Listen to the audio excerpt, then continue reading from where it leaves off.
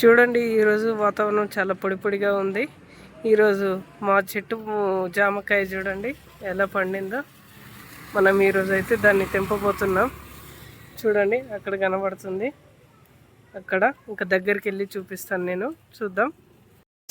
ఇప్పుడు మనము ఇక్కడ చెట్టుకున్న 2 మామిడి పండ్లని మనము దాంట్లో ఒకటి తెంపబోతున్నాం. ఎందుకంటే చేపల పులుసులో వేసుకోవడానికి చాలా బాగుంటుంది. అండ్ అది పుల్లటి మామిడికాయ మా పక్కన ఇంట్లో దింపబోతున్నాను. చూడండి.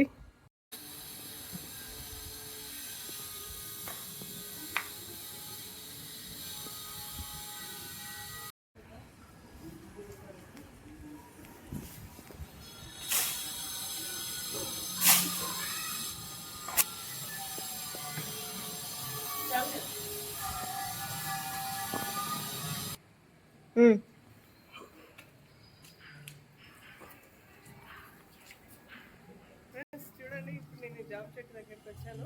ఇప్పుడు మనం జామకాయలు తెప్పుకుంటున్నాం. చూడండి ఇక్కడ ఉన్నది.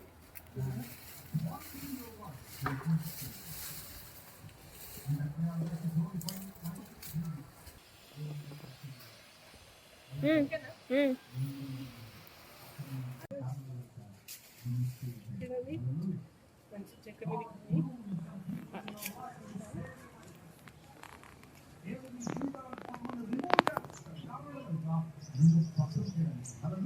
అండి మన చెట్టుకున్న మామిడికాయను మరి జామకాయ కూడా తెంపడం జరిగింది.